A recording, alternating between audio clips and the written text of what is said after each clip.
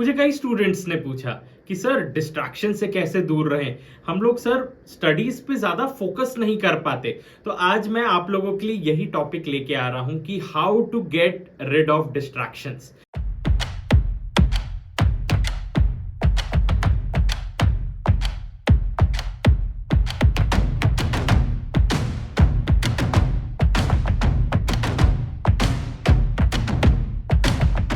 सबसे पहली बात यह है कि ये डिस्ट्रैक्शन होता क्या है। जब आप ना किसी भी एक चीज से कमिटेड नहीं होते हो ना, तो आप पक्का डिस्ट्रैक्ट हो जाओगे। सर इसका मतलब क्या है? सबसे पहले मैं आप लोगों को डिस्ट्रैक्शन का एक प्रॉपर डेफिनेशन देता हूं। कई रिसर्च हुए, उसमें यह फाइंड आउट किया गया कि जब आप किसी एक चीज को सोच लेते हो कि यार मुझे ये काम करना है, उसके बीच में अगर आपके दिमाग में कोई विचार आता है, आपके आसपास कोई लोग आते हैं, या आप किसी चीज से भी अपने लक्ष्य से हट जाते हैं, तो वो सब कुछ डिस्ट्रैक्शन है। तो सर इस डिस्ट्रैक्शन से हम लोग दूर कैसे रह सकते हैं और ये डिस्ट्रैक्शन होता क्यों है? सबसे इंपॉर्टेंट बात है, देखिए हम लोग ना एक दिन में बहुत सारे टास्क डिसाइड करके रखते हैं, ठीक है? ये करना है, इसके बाद ये करना है, इसके बाद ये करना है, इसके बाद ये करना है। और ये स्टडीज में पाया गया है कि हर एक टास्क को जब हम करते हैं ना, तो उसमें कुछ ग्लूकोज हम लोगों का खर्च होता है और साथ साथ में कुछ और मेटाबॉलिक्स है जो हम लोगों का उस काम को करने में स्पेंड होता है। पहला टास्क जो हम लोग करते हैं बहुत हाई एनर्जी के साथ करते हैं, दूसरे में थोड़ा एनर्जी कम हो जाता है, तीसरे में थोड़ा और कम हो जाता है। तो इस तरीके से हम लोगों का ना एनर्जी लेवल भी डाउन होते जाता है। तो जब हम लोग एक टास्क करते हैं ना, उसके बीच में हमारा दिमाग ना एग्जॉस्ट हो जाता है। एग्जॉस्ट हो जाता है तो वो कुछ चीज ढूंढता है जिससे उसको रिफ्रेशमेंट मिल सके। वो जो हम लोग बोलते नहीं, अरे यार बहुत देर पढ़ लिया है, अब हम लोग थोड़ा सा रिफ्रेशमेंट लेते हैं, या तो मोबाइल चला लेते हैं, दोस्त से बात कर लेते हैं, गाना सुन लेते हैं, कुछ भी। तो हम लोग जब किसी चीज पे फोकस करते हैं, जैसे आपके केस में पढ़ाई है, आप सोच लेते हैं कि आज इस चैप्टर को हम लोग पूरा कंप्लीट करेंगे। थोड़ा सा आप पढ़ते हैं, आपका दिमाग एग्जॉस्ट हो जाता है। ये जो एग्जॉस्ट होने वाला पीरियड है ना, ये सबके लिए अलग अलग है।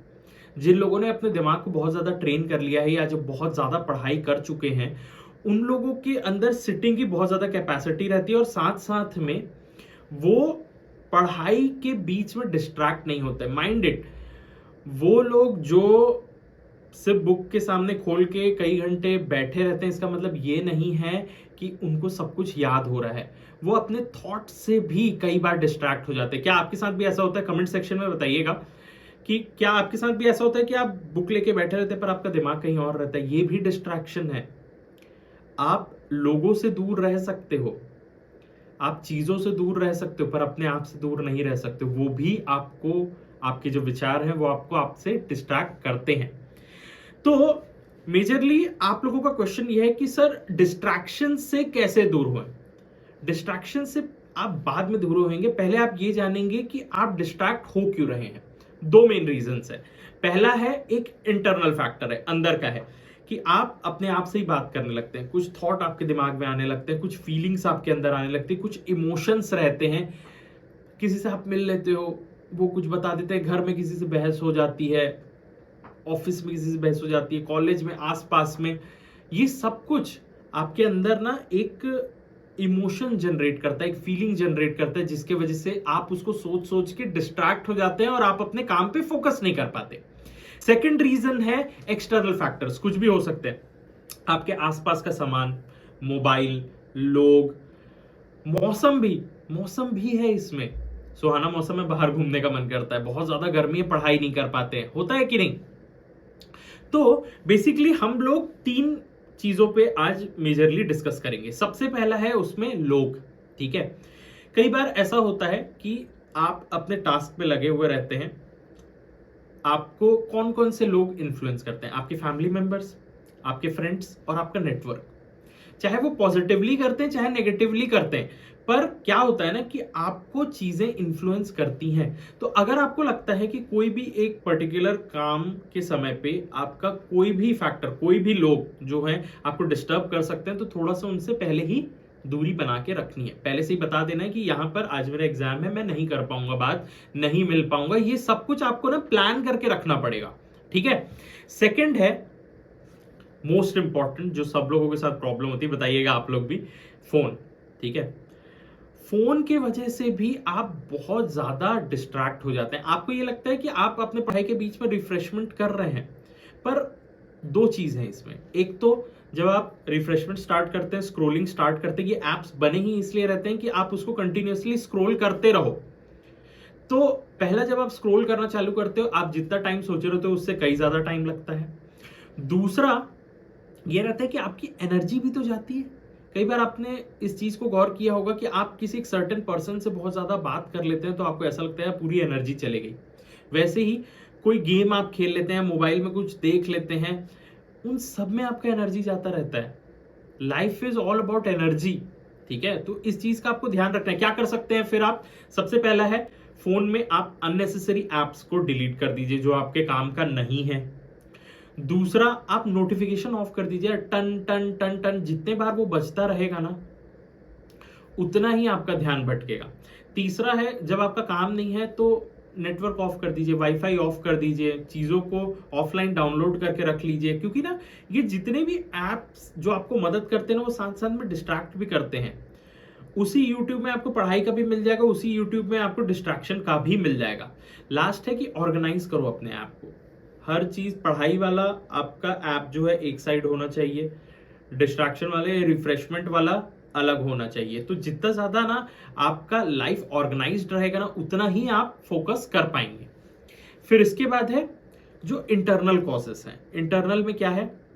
आपके थॉट्स, आपके इमोशंस, आपकी फीलिंग्स। ठीक है, जब भी आप अपने किसी भी टास्क पे लग जाते हैं, सबसे पहले आपको जब कोई चीज ऐसे डिस्ट्रैक्ट करने के लिए आ जाती है, ऐसा लगता है कि कोई आपको बुला रहा है, कोई आपका थॉट है, यार ये तो कर लेना था, ये बचा हुआ है। सबसे पहले अपने आप को आपको पूछना है कि क्या ये जरूरी है। आपको अपने आप को पहले पूछना है, क्या आपने जो अभी टास्क बनाया है वो ज्यादा जरूरी है या फिर जो काम आपके सामने आ गया है।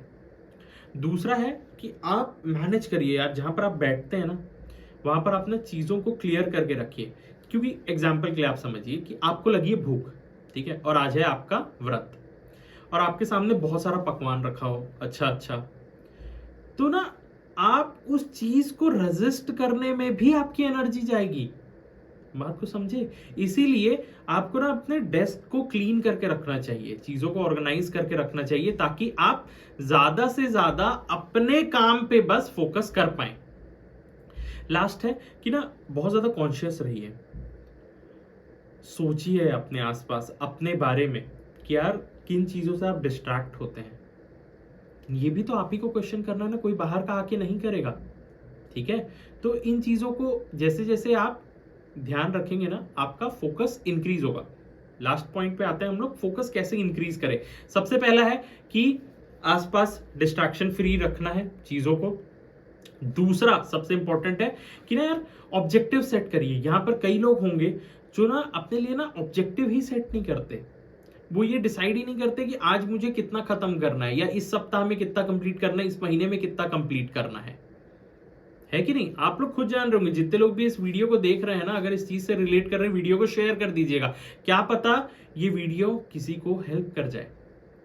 ठीक है, तो क्या करना है आपको? ऑब्जेक्टिव सेट करने हैं। क्योंकि मैंने आपको स्टार्टिंग में कहा है, जिसका कोई ऑब्जेक्टिव नहीं है, जिसका कोई फोकस नहीं है, वो आसानी से डिस्ट्रैक्ट हो जाएगा। ठीक है, फिर इसके बाद थर्ड पॉइंट है, आपको ना यार शॉर्ट टाइम फ्रेम्स में पढ़ाई करनी है। पोमोडोरो टेक्निक का इस्तेमाल करना है, क्योंकि ना एक पार्किंसंस लॉ क्या कहता है पता है? कि ना वर्क एक्सपैंड्स विद टाइम। उसी काम को आप कम समय में भी कर सकते हैं, उसी काम को आप एक महीने में भी कर सकते हैं। ठीक है, कॉलेज में ऐसे ही होता था, प्रोजेक्ट मिलता था, लास्ट डे पे ही कंप्लीट होता था, पर मिलता एक महीने का समय था, है कि नहीं? इसीलिए पार्किंसंस लॉ का इस्तेमाल करते हुए आप ना एक टाइम फ्रेम सेट करिए कि यार इतने पेजेस में इतने घंटे में कंप्लीट कर लूंगा। ठीक है, और उससे पहले नहीं उठूंगा। आगे बात समझ में? फिर इसके बाद है कि ना अपने टाइम को मॉनिटर करिए। सोचिए कि आपका समय जा कहां रहा है। देखिए, कई बार ऐसा हो जाता है ना कि हम लोग जब पढ़ाई करते रहते हैं, जब जगे रहते हैं, तो 50% ऑफ द टाइम हम लोग ख्यालों में ही डूबे रहते हैं, सोचते रहते हैं। फ्यूचर के बारे में सोचते रहते हैं, पास्ट के बारे में, पर प्रेजेंट पे नहीं रह पाते। तो आपको ना इस चीज को भी नोट करना है कि कितना टाइम आप प्रेजेंट में रह के पढ़ाई किए। फिर इसके बाद लास्ट मोस्ट इंपॉर्टेंट है कि ना स्ट्रेस से दूर रहिए। स्ट्रेस से दूर रहने की कोशिश ये है कि ना अलग अलग टाइप के स्ट्रेस रहते हैं, मेंटल स्ट्रेस हो गया, बॉडी स्ट्रेस हो गया, ठीक है। आप एग्जाम्पल के लिए ये समझिए कि अगर आप रात को नहीं सोते तो आप अगले दिन अच्छा नहीं कर पाएंगे, क्योंकि बॉडी का स्ट्रेस रहेगा। अगर आप किसी से लड़ाई कर लेते हैं तो उस दिन आपको स्ट्रेस रहता है, आप अच्छा नहीं कर पाएंगे, आप अपना पढ़ाई नहीं कर पाएंगे। इसीलिए ब्रीदिंग एक्सरसाइजेस का इस्तेमाल कीजिए, मेडिटेशन का इस्तेमाल करिए, ताकि आप स्ट्रेस फ्री हो सकें। आई होप ये वीडियो आप लोगों को पसंद आया होगा। वीडियो पसंद आया लाइक करिएगा, अपने दोस्तों के साथ शेयर करिएगा, और इस टाइप की अगर वीडियोस चाहिए ना आपको प्रोडक्टिविटी के ऊपर तो जरूर बताइएगा। अच्छा, मैं आप लोगों के लिए एक टाइम मैनेजमेंट का कोर्स लेके आने वाला हूं, अगर वो चाहिए होगा ना तो कमेंट सेक्शन में बताइएगा। एंड नेक्स्ट वीडियो के लिए bye bye, thank you, have a nice day.